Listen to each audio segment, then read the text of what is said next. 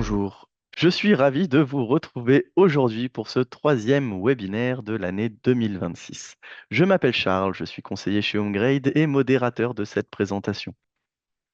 Pour ceux qui ne connaissent pas encore HomeGrade, HomeGrade est le centre de conseil et d'accompagnement sur le logement en région bruxelloise. Nous proposons aux particuliers divers accompagnements gratuits dans le but de les conseiller au mieux dans leurs projets de rénovation, ayant pour but l'amélioration de leur logement et aussi réduire leur impact écologique. Vous pouvez nous joindre soit via le formulaire de contact sur homegrade.brussels, soit par téléphone au 1810 et vous pouvez aussi passer nous voir en chair et en os, sans rendez-vous dans nos locaux, situés place Quetelet numéro 7, entre les métros Madou et Botanique, sur le site de l'ancien observatoire d'astronomie de Bruxelles. Sur notre site web homegrade.brussels, nous proposons toute une série de brochures thématiques et de fiches infos autour de la rénovation de l'habitat. Vous y trouverez par exemple une brochure sur l'isolation des façades par l'extérieur ou sur la ventilation et de nombreuses fiches infos comme celle sur la priorisation des travaux en copropriété. N'hésitez pas non plus à vous abonner à notre chaîne YouTube. Vous pourrez y retrouver d'ici quelques jours cette présentation, ainsi que les différents webinaires que nous avons déjà réalisés, comme par exemple celui de l'année dernière sur l'isolation en auto-rénovation. Comme vous, j'ai longtemps entendu parler d'isolation, et c'est souvent en lien avec les économies d'énergie. Mais en réalité, on se rend compte que ça touche aussi au confort du quotidien. Avoir moins froid près d'une fenêtre, éviter les courants d'air ou encore garder une température agréable en été. Et puis, quand on commence à se renseigner, on découvre vite que c'est pas toujours si simple. Isolation, étanchéité à l'air, ventilation. On entend beaucoup de termes sans toujours comprendre les relations entre toutes ces problématiques. Et c'est justement l'objectif du webinaire d'aujourd'hui. Poser les bases pour mieux comprendre pourquoi et comment isoler son habitation. Quelles sont les différentes manières d'isoler, les toitures, les murs, les sols, et quels sont les points d'attention essentiels. Pour nous accompagner, j'ai le plaisir d'accueillir Anne Costa, une de mes collègues de chez HomeGrade, qui va nous guider à travers ces notions de manière claire et accessible. Anne, la parole est à toi. Bonjour à toutes et à tous. Donc le sujet du webinaire aujourd'hui, c'est pourquoi et comment isoler thermiquement mon habitation. Alors attendez, je vais juste voir comment on passe à la slide suivante. Voilà. Alors donc en guise d'introduction, c'est un sujet qui est très très vaste et je ne vais pas pouvoir tout aborder dans le détail, sinon on en aurait pour plusieurs heures. Donc en fait, je vais vraiment aborder les raisons pour lesquelles c'est intéressant d'isoler son bâtiment et puis on va voir ensemble les avantages et inconvénients des différentes parois à isoler. Mais donc si vous voulez plus d'informations un peu plus techniques ou un peu plus développées sur l'une ou l'autre thématique, on a normalement des brochures sur chaque thématique dont je vais parler. Nos brochures sont disponibles sur notre site internet. Donc on a en haut ici à droite un onglet Nos publications. Vous pouvez y retrouver nos brochures, mais aussi des fiches infos et aussi des webinaires qu'on a déjà donnés spécifiquement sur certains sujets. Et si vous voulez les brochures sous format papier, vous pouvez toujours passer à notre guichet. Voilà, on va rentrer dans le vif du sujet. Mais avant de penser isolation, il est vraiment primordial de s'assurer que la sécurité et la salubrité du logement soient en ordre. Donc par là, j'entends tout ce qui est stabilité du bâtiment. Donc il faut vérifier les fondations, les maçonneries, les poutres, les colonnes, qu'il n'y ait pas de fissures, pas de corrosion, ce genre de choses. Il faut aussi vérifier tout ce qui est égouttage. Alors, ce qui est vraiment indispensable, c'est l'installation électrique, donc elle doit être conforme, de même que l'installation de gaz. Pour tout ce qui est installation de chauffage, donc là aussi, on vérifie que tout fonctionne convenablement. Et donc, entre autres, quand on a une chaudière au gaz, on doit la faire entretenir tous les 2 ans et on ne peut plus avoir de chauffe-eau atmosphérique chez soi. On vérifie aussi tout ce qui est au niveau de la plomberie. Et alors, si on a des problèmes d'humidité, donc il y a différents types d'humidité dans un logement, ben, on règle ces problèmes-là. Ça, c'est vraiment primordial. Par rapport à la prévention incendie, donc là, il y a plusieurs choses à prendre en compte quand on est dans une copropriété. Mais sinon, depuis le 1er janvier 2025, tous les logements doivent être équipés de détecteurs de fumée. Et alors, au niveau de l'amiante, si vous avez des matériaux qui contiennent de l'amiante sous forme friable, donc surtout sous cette forme-là, ben, il est vivement conseillé de s'en débarrasser et donc de les enlever de sa maison. Et donc, une fois que tout ça est vraiment bien en ordre, alors on peut commencer à penser à l'isolation. Donc, je vais voir avec vous maintenant pourquoi isoler son bâtiment. Donc, avant de penser à l'isolation et donc d'imaginer les travaux qu'on veut faire, il me semble primordial de se poser la question suivante qui est pourquoi est-ce que je veux isoler mon habitation?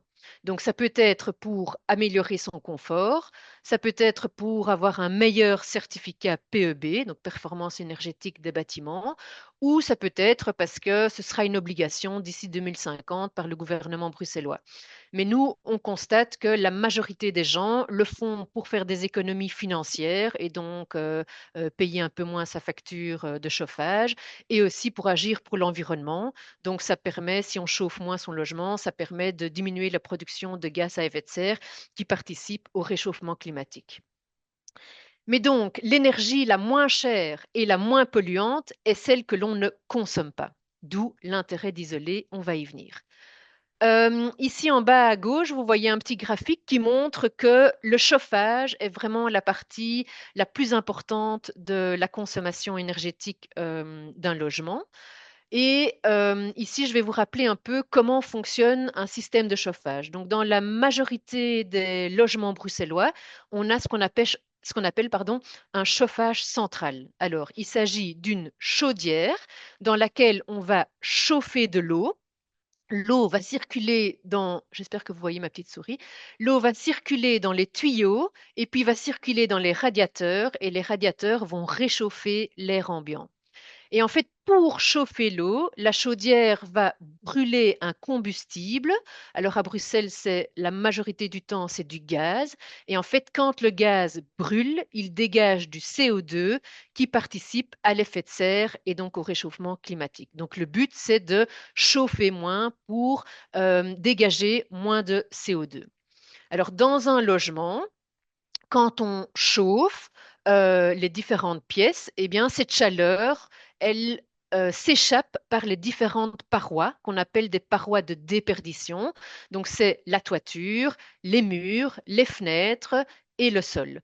Et donc, en fait, on va essayer d'éviter au maximum que cette chaleur s'échappe par les parois de déperdition.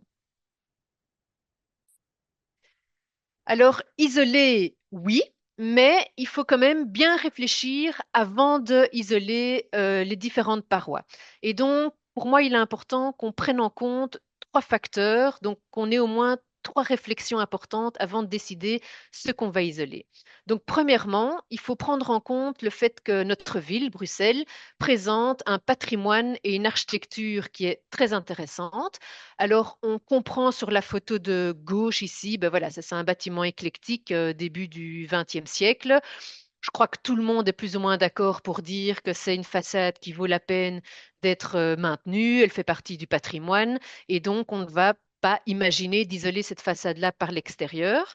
Et j'attire votre attention sur d'autres types de bâtiments, comme la photo ici à droite, où on a des bâtiments avec une architecture postmoderniste, enfin plutôt moderniste d'après-guerre, donc des années 50, 60, 70. Ça fait aussi partie du patrimoine, ça a aussi une valeur architecturale.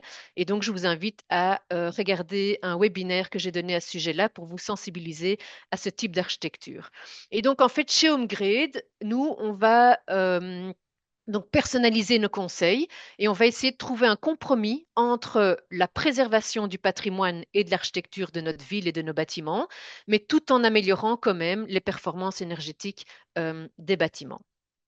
Le deuxième point à prendre en compte, c'est ici en haut à droite, c'est que pour fabriquer des matériaux d'isolation, eh bien, on a besoin de beaucoup d'énergie. Et donc, c'est surtout le cas avec les isolants issus de la pétrochimie, donc tout ce qui est polyuréthane, polystyrène et tout ça.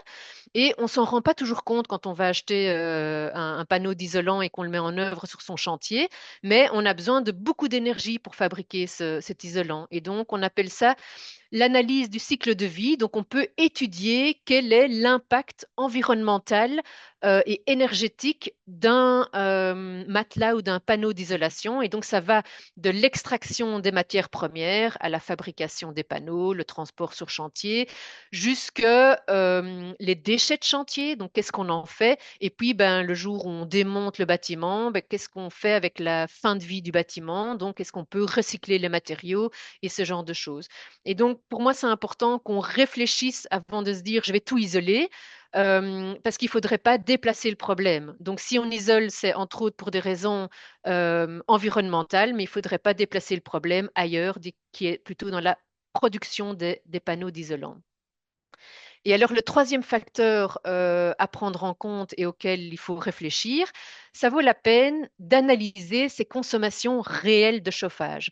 Donc ça, pour vous aider, chez HomeGrid, on a une fiche qui permet d'analyser sa facture annuelle de chauffage, et on peut le faire sur plusieurs années, et on peut voir, enfin, il y a un petit comparateur qui permet de voir si on est fort consommateur ou pas. Et donc, en fonction de ça, ça permet de se poser la question de est-ce que ça vaut la peine que j'isole telle ou telle paroi de mon bâtiment? Est-ce que ça vaut la peine financièrement de le faire? Et puis aussi, nous, on est convaincus chez HomeGrid qu'on peut diminuer sa facture de chauffage en adaptant son comportement. Et donc ça aussi, on a une fiche info qui donne pas mal de tips pour consommer moins de chauffage rien qu'avec son comportement.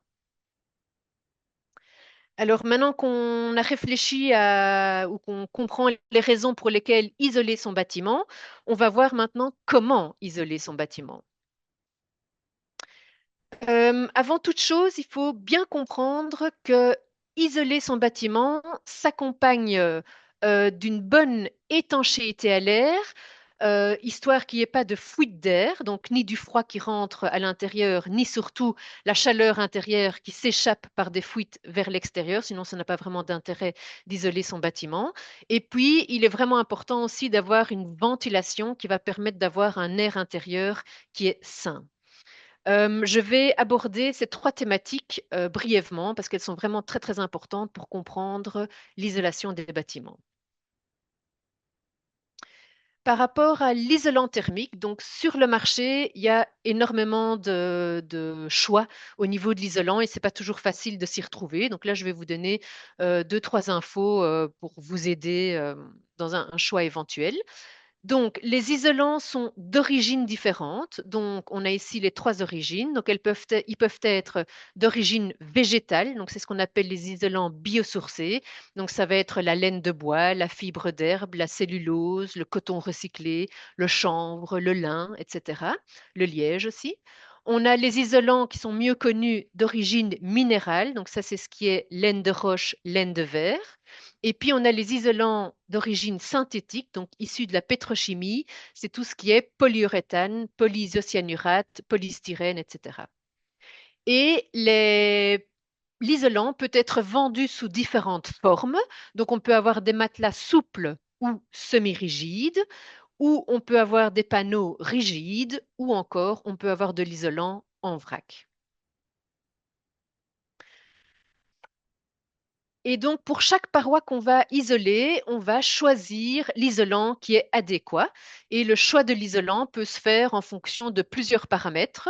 Donc, je vous en évoque ici quelques-uns. Donc, en fonction de la technique qu'on va choisir pour isoler une paroi. Ça peut aussi être en fonction des performances acoustiques qu'on veut atteindre.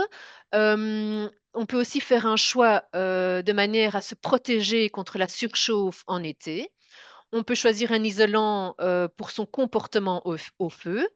On choisit, et ça souvent en fonction du prix, aussi en fonction de l'impact environnemental, et ça peut aussi être en fonction des compétences de l'entrepreneur. Le deuxième élément, donc l'isolation s'accompagne d'une étanchéité à l'air et donc en fait l'isolant ne sera efficace que s'il n'y a pas de fuite d'air. C'est un peu comme chauffer une pièce, si la fenêtre est ouverte, ça ne va pas aller. Donc il faut absolument éviter les fuites d'air qui sont responsables des pertes de chaleur, pardon, et qui vont aussi provoquer des courants d'air inconfortables. Et en fait pour ça, l'isolant, il va être protégé de part et d'autre. Donc du côté froid, c'est souvent le côté extérieur. Il va être protégé par un matériau qui va être étanche au vent et à la pluie. Et du côté intérieur, c'est souvent du côté chaud, il sera protégé par une membrane par vapeur. Donc en fait, le pare-vapeur, il va non seulement empêcher le passage de la vapeur d'eau vers l'extérieur ou en tout cas dans l'isolant, et il va en même temps assurer l'étanchéité à l'air. Et donc vous allez voir quand je vais présenter les différentes parois, on va chaque fois retrouver ces trois éléments, l'isolant, la protection côté froid et la protection côté chaud. Et puis le troisième élément du tripode, c'est la ventilation. Alors la ventilation du logement, c'est vraiment prioritaire, qu'on isole son logement ou qu'on l'isole pas. Donc dans les deux cas, c'est vraiment prioritaire. On a une brochure qui explique ça très très bien. Donc ici, je vais vraiment vous expliquer l'essentiel. Donc en fait, la ventilation a pour objectif d'apporter de l'oxygène et de l'air neuf dans le logement, mais la ventilation va aussi évacuer le CO2, l'air humide, les polluants et les odeurs. Et en fait, la ventilation est essentielle non seulement pour la santé des occupants, mais aussi pour la salubrité du bâtiment. Alors, il faut savoir qu'un air intérieur va s'humidifier par l'occupation du logement. Donc, nous, en tant qu'êtres humains, on produit énormément de vapeur d'eau. Alors, on le comprend assez bien quand on prend une douche, quand on cuisine, quand on fait sécher du linge, mais aussi en respirant et en transpirant. Et ce qu'il faut absolument éviter, c'est le phénomène de condensation interne. Et donc ça, je vous l'explique ici avec ce petit schéma. Donc on a le mur, la façade, qui est froid parce qu'il est en contact avec l'extérieur où la température est froide. Donc par exemple ici 5 degrés. Et puis à l'intérieur, on chauffe le bâtiment, on a un intérieur à 20 degrés. L'air intérieur va s'humidifier, donc comme je vous disais, par notre occupation. Et en fait, cette humidité qui est sous forme de vapeur, donc non visible et à l'état, je dirais, gazeux, quand cette vapeur entre en contact avec une surface froide, donc en l'occurrence ici le mur, elle va condenser. Et condenser, ça veut dire que la vapeur d'eau va se transformer en petites gouttelettes.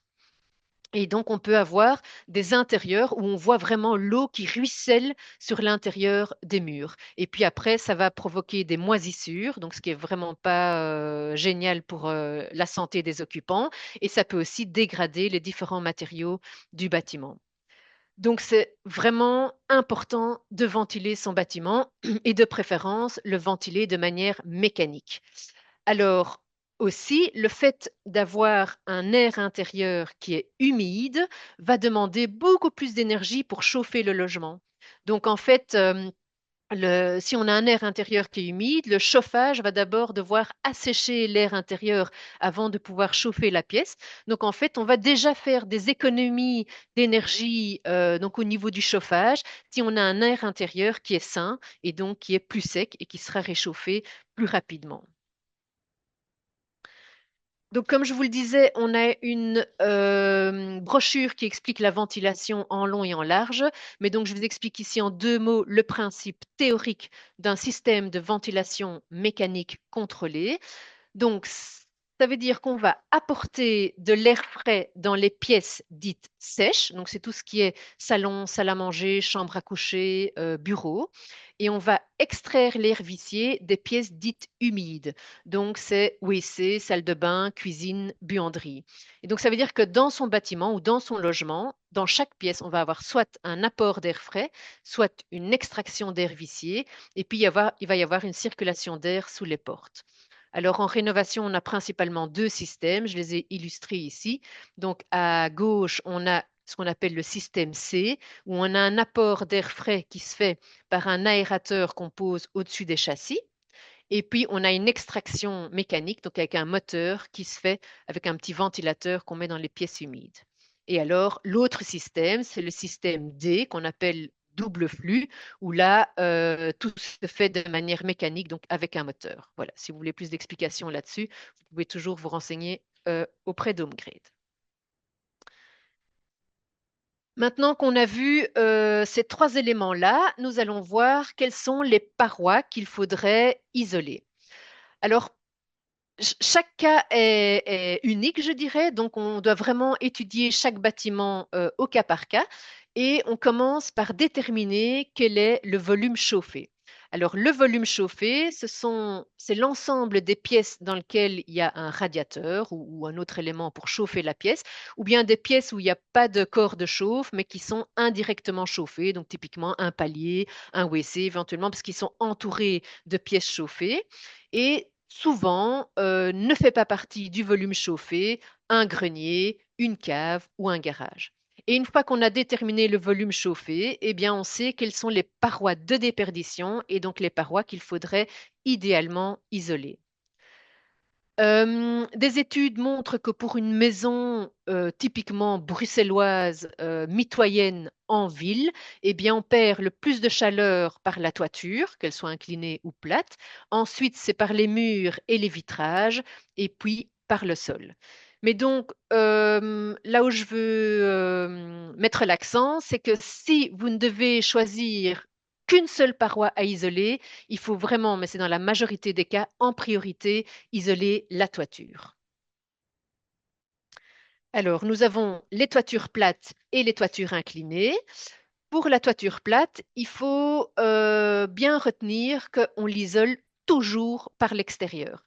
Et donc, comme je vous l'ai expliqué un peu avant, on va retrouver les trois éléments dont je parlais. Donc, on a l'isolant qui est sous forme rigide. Et puis, côté chaud, on va avoir un pare-vapeur. Et côté froid, donc côté extérieur, on va avoir une membrane d'étanchéité à la pluie. Donc, je vous le montre ici sur base de photos. Donc, on va d'abord poser le pare-vapeur sur la structure de la toiture. Ensuite, on va venir mettre des panneaux d'isolation rigides. Et puis, on termine par une membrane d'étanchéité à la pluie. Il faut vraiment retenir que une toiture plate, on ne l'isole pas par l'intérieur. Donc, quand on a ce genre de toiture comme ça avec une ossature bois, on serait tenté de vouloir mettre de l'isolant dans l'épaisseur de la toiture, mais en fait, il y a un risque très important de condensation. Je vais vous l'expliquer. Donc, ici, vous avez une petite vue en coupe où on voit la bande noire ou bleue, je vois pas très bien, qui est la membrane d'étanchéité à la pluie. On a l'épaisseur des gîtes avec l'isolant qu'on vient mettre entre, ici en jaune-orange. Et puis la ligne verte, c'est le pare-vapeur. Et puis ici, la double ligne, c'est la finition.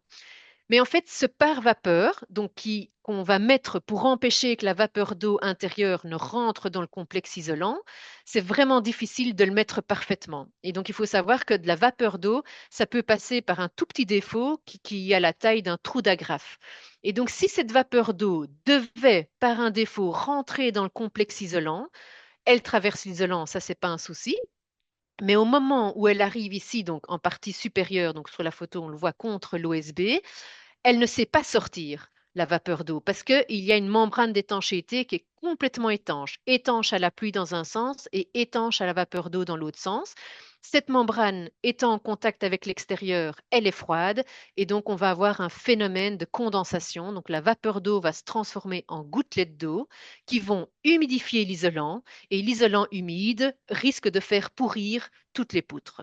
Donc voilà, donc retenez qu'on n'isole pas une toiture plate par l'intérieur, toujours par l'extérieur. On voit maintenant l'isolation de la toiture inclinée. Alors là, il faut voir ce qu'on fait de l'espace qui se trouve sous les deux ou quatre pentes de toiture.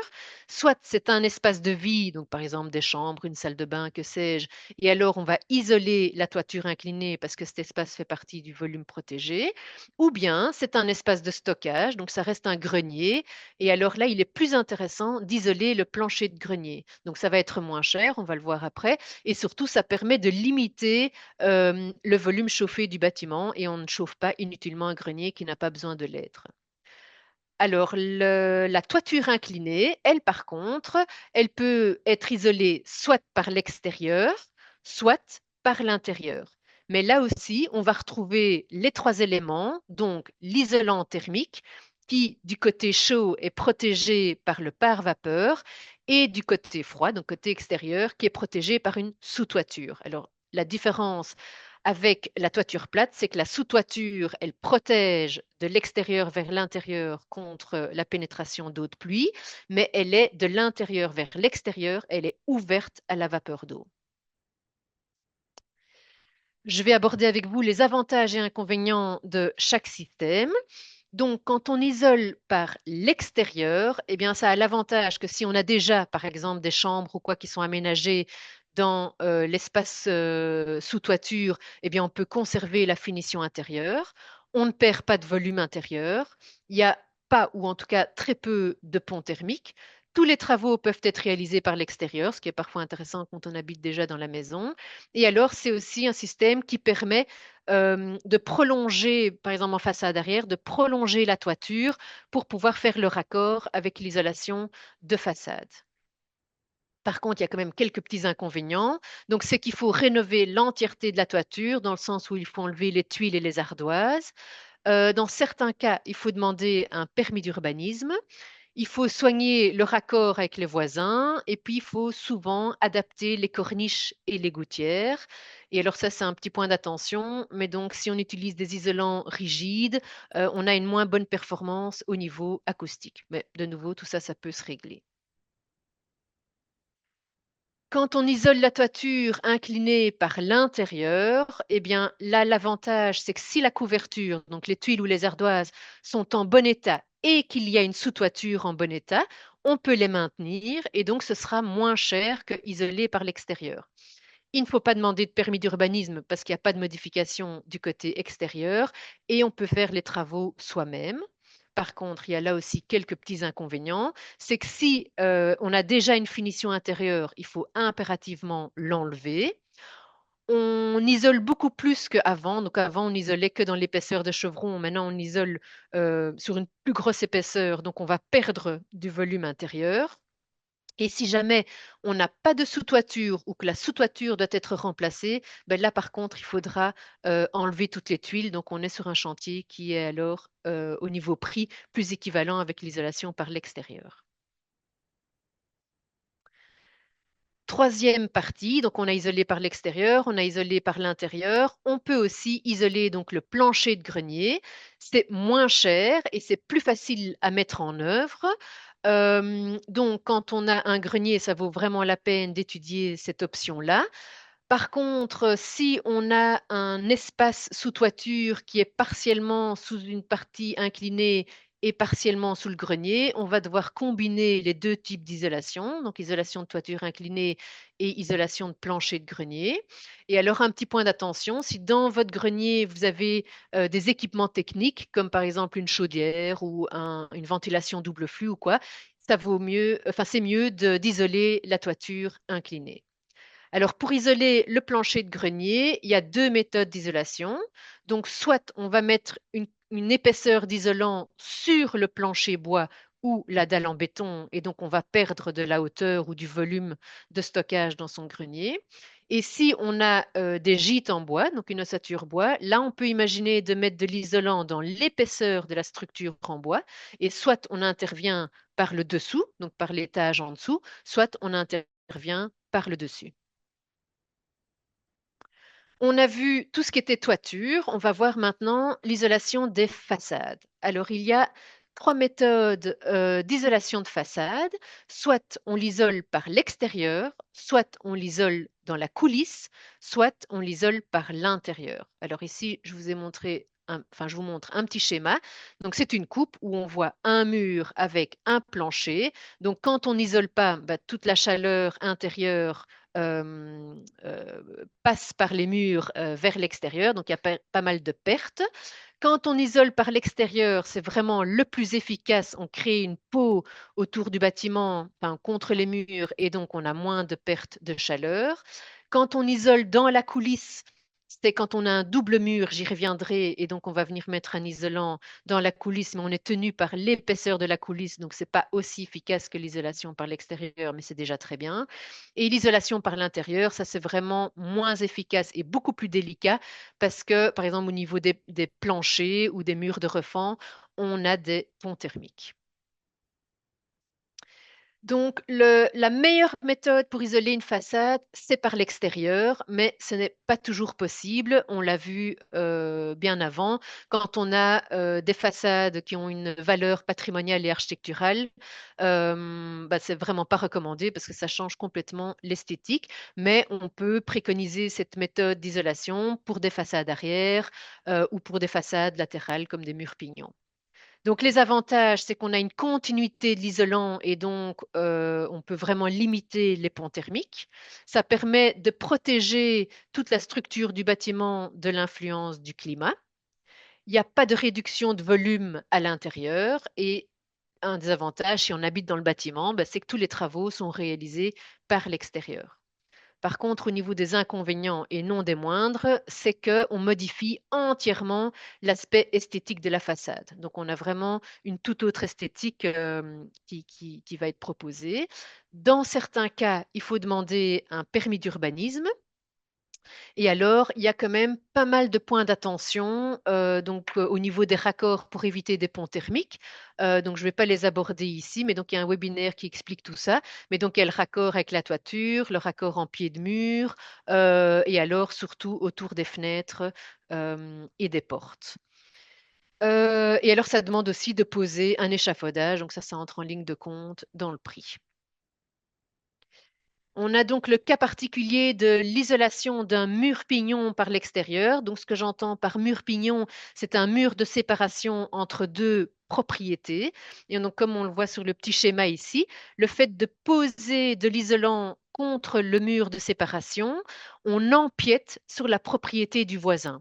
Et donc, il est vraiment indispensable de demander l'accord du voisin pour pouvoir poser cette isolation. Et donc, nous, on vous conseille de rédiger ce qu'on appelle une convention de servitude d'empiètement. Donc, on a aussi un webinaire qui explique tout ça et une fiche info qui vous donne d'ailleurs un exemple de convention. La deuxième manière ou méthode d'isoler une façade, c'est l'isolation dans la coulisse. Donc ça concerne les bâtiments d'après la Seconde Guerre mondiale. Donc avant la Seconde Guerre mondiale, on avait toujours des murs pleins, en briques pleines. Et après la Guerre mondiale, on a commencé à faire ce qu'on appelle des murs creux. Donc en fait, ce sont des doubles murs. On a un mur porteur côté intérieur, donc qui est structurel. Et puis on a un vide, ce qu'on appelle la coulisse. Et puis on a une brique de parement. Et ce qu'on peut faire, c'est comme vous le voyez sur l'image ici, on peut insuffler de l'isolant en vrac au travers des joints dans la coulisse, donc dans l'espace entre les deux murs. Mais donc, ça doit être absolument fait par une entreprise spécialisée. Et ce qui est super important, c'est le diagnostic préalable, parce qu'il faut voir si le type de mur que vous avez permet d'insuffler de l'isolant dans la coulisse. Et puis, il faut aussi vérifier quelle est l'épaisseur de la coulisse et son état de propreté. Et donc, on dit qu'il faut par exemple une coulisse de minimum 4 cm d'épaisseur pour pouvoir insuffler. C'est une méthode qui est assez intéressante parce qu'elle n'est pas très chère et elle est facile à mettre en œuvre. Et en plus, on ne modifie pas l'aspect architectural de la façade. Mais évidemment, on a un gain thermique qui est limité puisqu'on est limité à l'épaisseur de la coulisse. Mais ce n'est pas inintéressant à partir du moment où on sait que ce sont les premiers centimètres qui sont les plus importants pour l'isolation. Et la troisième méthode, c'est l'isolation par l'intérieur. Alors, ça offre comme avantage qu'on ne modifie pas l'aspect extérieur de la façade. Donc, on peut être tenté de faire ça pour toutes les façades avant qui ont une valeur architecturale et patrimoniale. Il ne faut pas de permis d'urbanisme et on ne doit pas installer un grand échafaudage. Mais ça présente quand même pas mal d'inconvénients qui ne sont absolument pas négligeables. Alors, un petit inconvénient, ça va, c'est qu'on diminue l'espace intérieur avec l'épaisseur de l'isolation. Mais ce qui est vraiment important, c'est que, isolé par l'intérieur, on va créer des ponts thermiques ce qui va augmenter le risque des problèmes de condensation interne. Alors, il y a possibilité de d'éviter les ponts thermiques ou en tout cas de les limiter, mais ça doit être étudié vraiment pour chaque nœud constructif. Donc, chaque pont thermique doit être étudié. Et alors, c'est aussi une mise en œuvre qui est assez complexe et délicate. Donc, ça demande de faire une étude hygrothermique du mur à isoler, parce qu'en fait, on ne va pas proposer la même solution en fonction du type de mur qu'on a, donc sa composition, et aussi en fonction de son orientation. Donc, en fonction de si elle va sécher avec le soleil ou pas, ou si elle est orientée du côté des pluies battantes ou pas. Donc en fait, ça paraît simple d'isoler par l'intérieur, mais en fait, l'isolation par l'intérieur modifie complètement la physique du bâtiment. Et donc nous, on va pas vous conseiller d'isoler votre façade par l'intérieur sans faire appel à un architecte ou un bureau d'études. Voilà, donc nous avons vu l'isolation des toitures, on a vu l'isolation des façades. Dans les façades, on a des châssis de fenêtres et portes, donc il y a aussi une perte de chaleur par les vitrages. Il y a deux options, soit on restaure les châssis existants et on améliore leur performance thermique, soit on doit remplacer les châssis. Alors, dans bien des cas, ça vaut vraiment la peine de maintenir les châssis existants, surtout quand ils sont en bois. Alors, on le comprend aisément avec ces deux photos ici, donc où on a un magnifique châssis. Bon, c'est impayable et ce serait vraiment dommage de le voir le remplacer. De même, ici, on a des magnifiques vitraux, donc on a plutôt tendance à vouloir les maintenir. Et l'avantage du matériau bois, c'est qu'on peut le restaurer et on peut le réparer. Et donc, je mets cette photo-ci aussi parce que c'est un châssis qui est assez simple et on aurait tendance à vouloir le remplacer. Mais en fait, ce n'est pas toujours nécessaire et vous verrez à la toute fin de ma présentation que économiquement, c'est intéressant de le garder et de ne changer que le vitrage et de ne pas changer tout le cadre en bois. Donc, comme je vous le disais, le bois a l'avantage d'être réparable. Et donc, vous voyez ici des exemples où on peut faire des greffes. Donc, c'est souvent la partie du bas ici du châssis qui se prend toute l'eau et qui souffre beaucoup plus. Eh bien, on peut refaire toute une pièce et on peut la remplacer. Et donc, vous voyez une autre greffe ici où c'est un petit nez de châssis qu'on a refait à l'identique. Ici, une autre petite greffe. Et en fait, quand on repeint tout ça, ben, on voit même plus qu'il y a eu des réparations. Ce qui pose problème aussi, c'est souvent les fuites d'air entre la partie ouvrante du châssis et la partie fixe du châssis. Et donc ça peut être amélioré en rajoutant des joints d'étanchéité. Il y a différentes manières d'améliorer les performances thermiques donc au niveau du vitrage. Donc, on peut avoir la méthode du survitrage. Donc, ça veut dire qu'on va venir mettre un deuxième vitrage contre le châssis. Et ça, c'est une méthode qu'on va utiliser quand on a des vieux verres soufflés, par exemple, où on veut garder cette esthétique, ou bien quand on a des vitraux. Une autre solution qui est très efficace, c'est la double fenêtre. Donc, on le voit ici sur le schéma.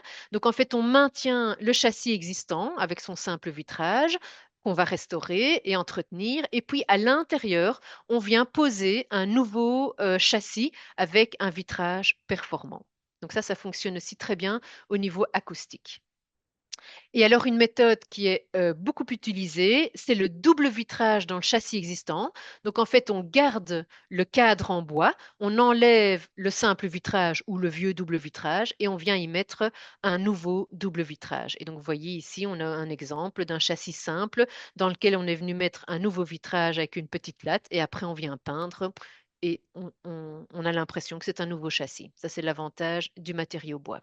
Et donc, en fait, sur notre site web, vous allez voir en haut à droite, on a un nouvel onglet avec les artisans du patrimoine. Et donc là, vous pouvez retrouver, entre autres, tous des artisans, des entrepreneurs qui peuvent faire ce type de travaux, donc restaurer les châssis et y intégrer, par exemple, un double vitrage. Anne, Oui, il te reste 5-10 minutes parce qu'on a déjà quelques questions. d'accord, merci. Alors, le remplacement des châssis, donc ben voilà, parfois il n'y a pas moyen de faire autrement. Et donc là, il y a différents paramètres à prendre en compte, pardon, entre autres la rentabilité financière. Alors là, je veux juste vous dire que quand on a un simple vitrage et qu'on le remplace par un double vitrage, ça vaut vraiment la peine parce qu'on va faire des économies d'énergie et donc le retour sur investissement est intéressant. Par contre, quand on a un vieux double vitrage et qu'on le remplace par un nouveau double vitrage, donc vieux double vitrage, ça veut dire, ça peut être un vitrage des années 80, des années 90, ben en fait, le retour sur investissement est très très long, c'est souvent plus de 100 ans. Bon, après, ça dépend un peu de la complexité du châssis. Donc ça vaut quand même la peine d'en tenir compte.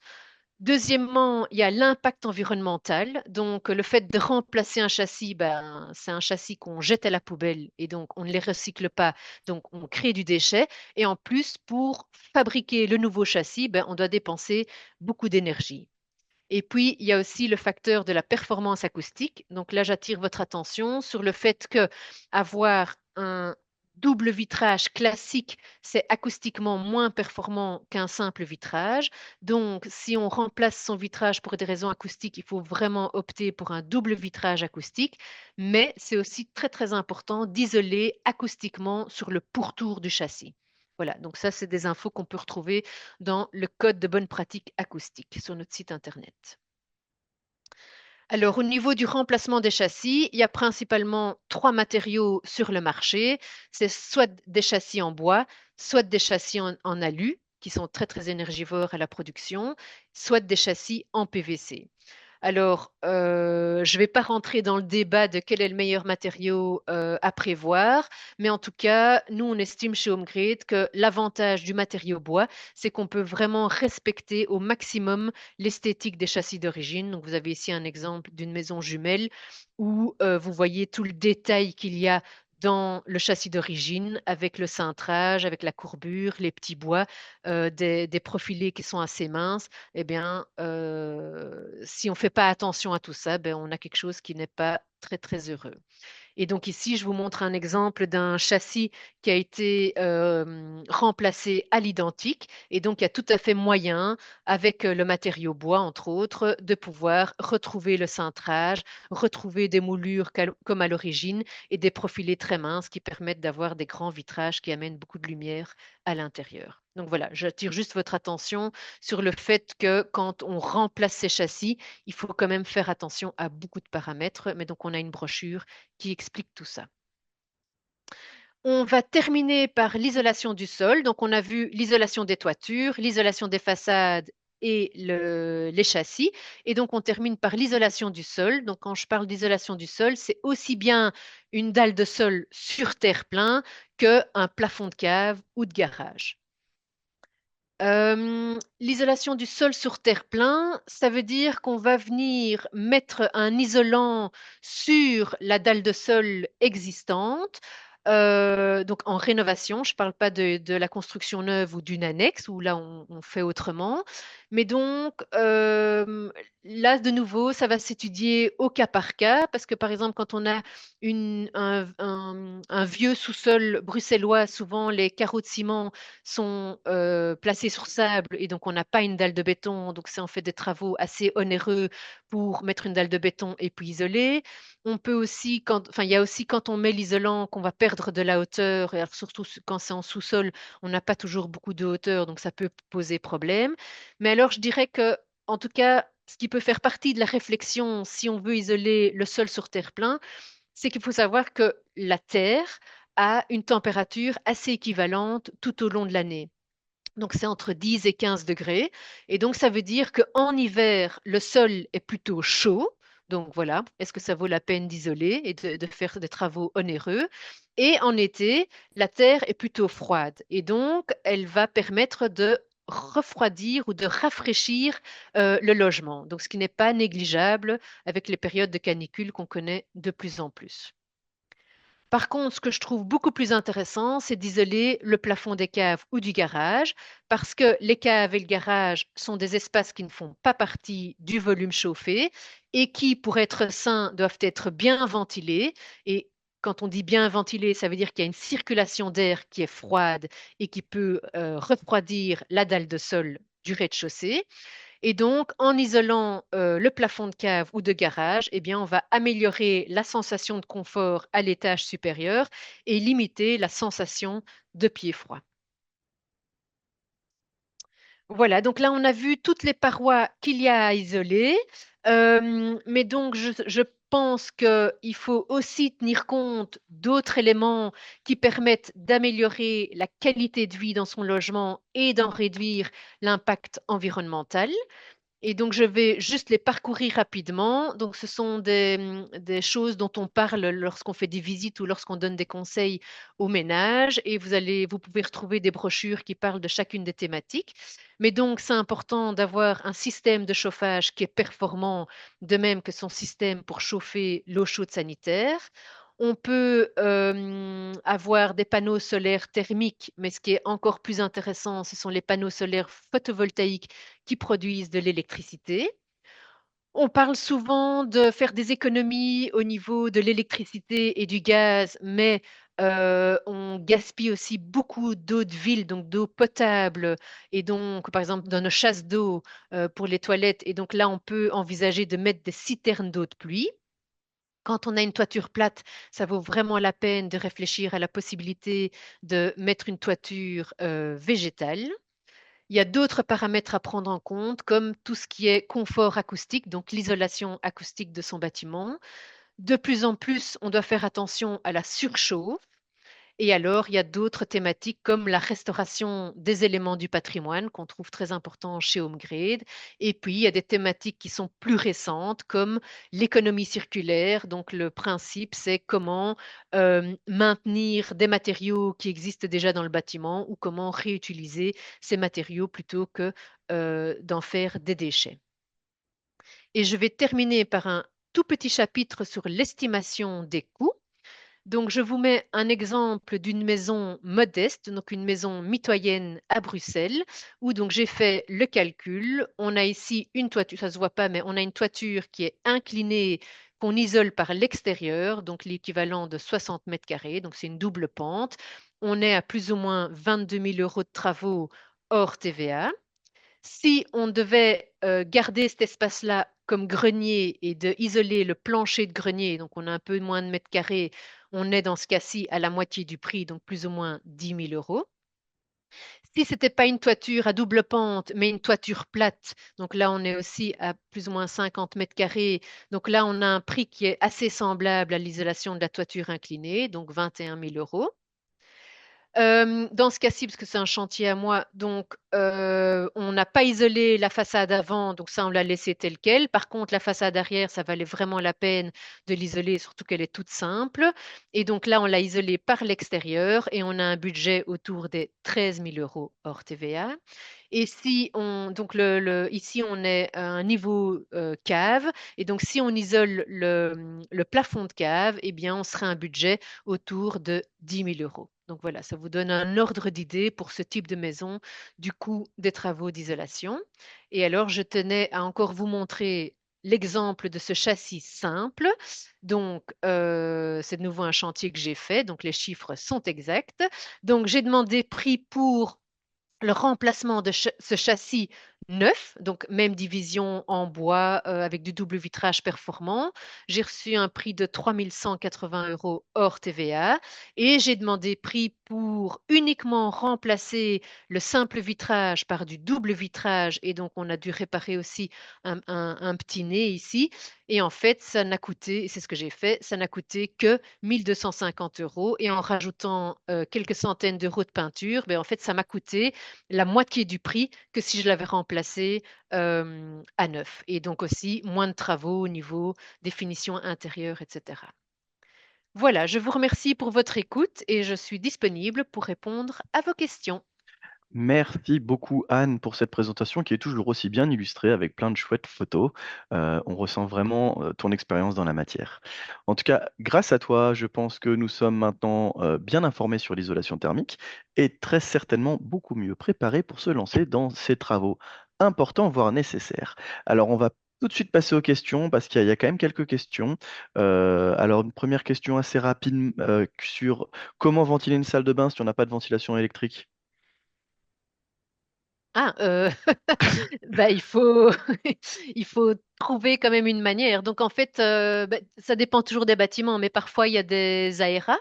donc où on peut alors se raccorder à l'AERA existant. Donc l'AERA, c'est comme une gaine de ventilation naturelle, ou bien il faut créer une gaine technique, donc soit de sortir en toiture, soit si la salle de bain est côté façade arrière, on peut directement sortir en façade arrière. On ne peut pas sortir en façade avant. Donc voilà, ça c'est à étudier au cas par cas, mais donc c'est vraiment recommandé d'installer un système de ventilation mécanique pour extraire pardon, l'air humide des salles de bain. Voilà, et en tout cas, surtout ne pas laisser l'humidité de la salle de bain aller se mettre dans tout le logement, parce que c'est vraiment des gros apports d'humidité qui peuvent ensuite créer des moisissures sur les murs, dans les chambres, etc. Deuxième question, quel type d'isolant pour les murs intérieurs? Quand on fait une isolation par les murs intérieurs. Anne, nous t'avons perdu. Oui, Allô? c'est Ouais, moi aussi je vous ai perdu, donc parfait. j'ai pas entendu ce que tu as dit, mais c'est pas grave. Oui. Quel type d'isolant pour faire une isolation par l'intérieur? Par l'intérieur, ah oui. Oui, Alors ça, il y a pas de réponse unique. Donc ça, c'est pour ça que c'est vraiment important de faire une étude parce qu'il y a différents types d'isolants qui sont possibles. Il y a différents systèmes d'isolation par l'intérieur. Ben voilà, je vais pas rentrer dans tout ce détail, mais en tout cas, c'est assez complexe. Donc il ne suffit pas juste d'appliquer un isolant contre le mur. C'est beaucoup plus complexe que ça. Et en fait, en fonction du type de mur que vous avez, en fonction de la protection extérieure du mur, en fonction de l'orientation du bâtiment, on va déterminer un type d'isolant, une épaisseur d'isolant, un type de pare-vapeur, un type de finition, un type de peinture. Donc c'est vraiment très très complexe. C'est pour ça que nous on recommande de faire appel à un professionnel pour ça. ok, merci. Alors, une toiture plate, est-ce qu'elle peut être isolée des deux côtés, intérieur et extérieur?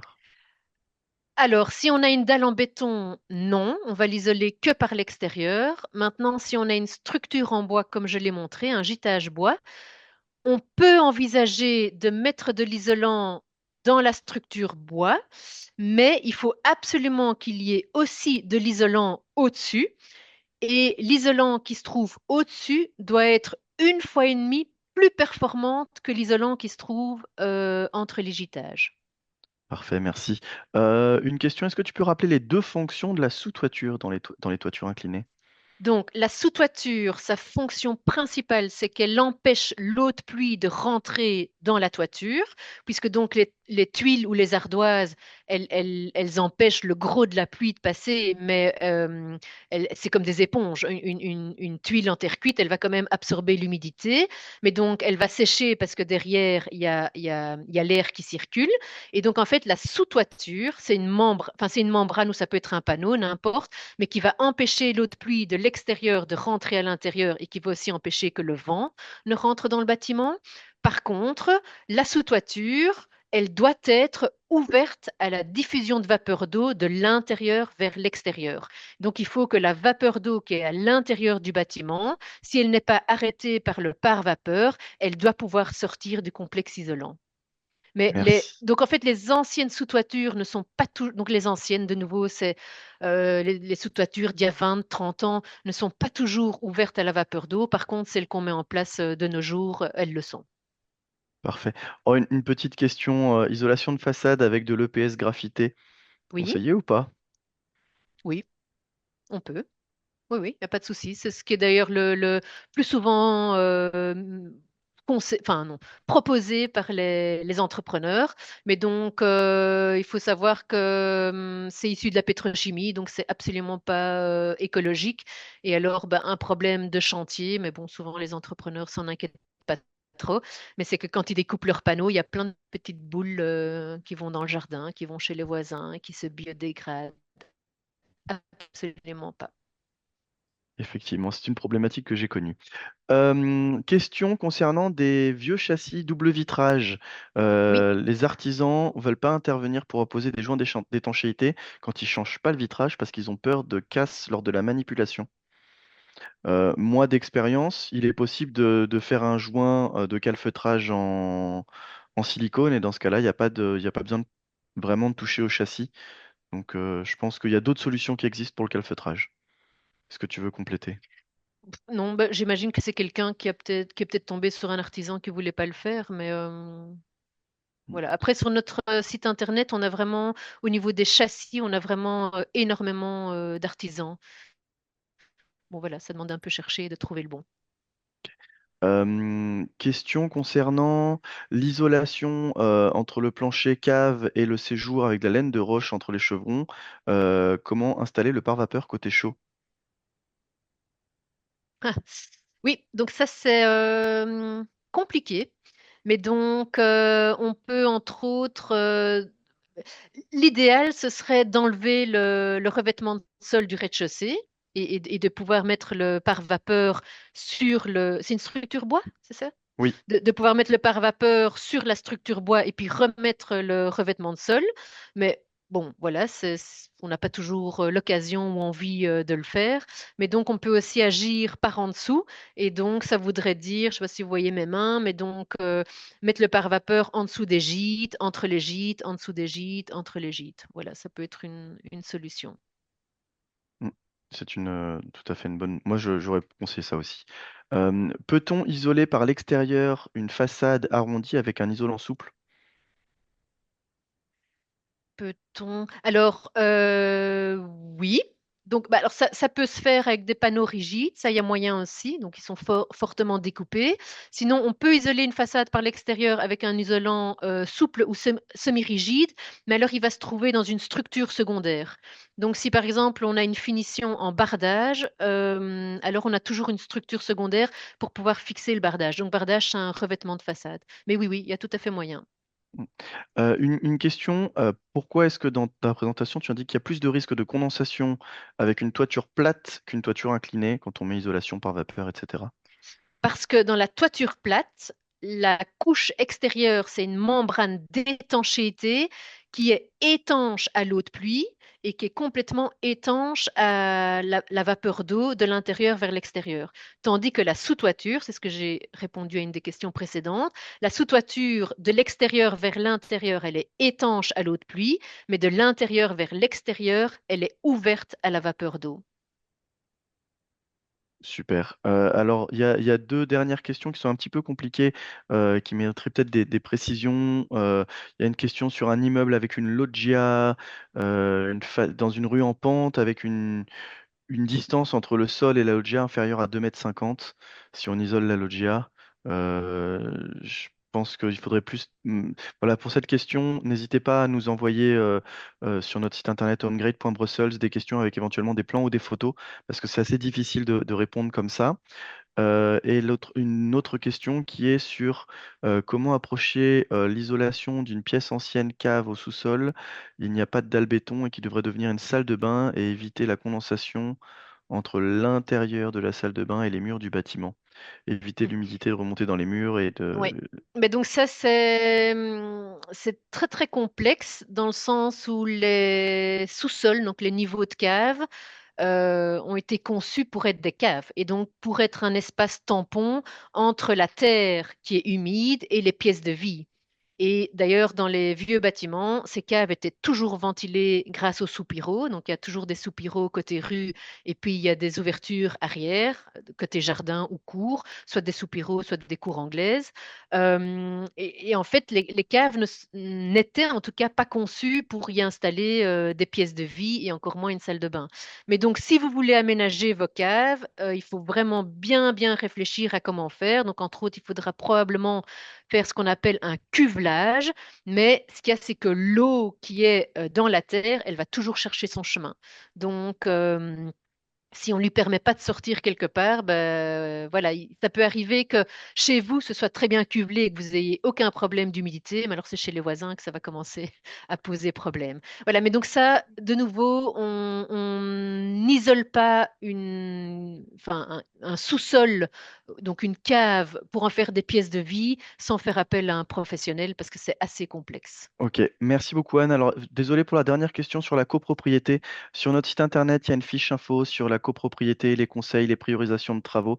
N'hésitez pas à aller et n'hésitez pas à reprendre contact avec nous. On arrive à la fin du webinaire. Merci Anne pour tous les conseils que tu nous as transmis ce jour. Je vous souhaite à toutes et à tous une excellente après-midi et je vous dis à la semaine prochaine. Ciao Anne, merci.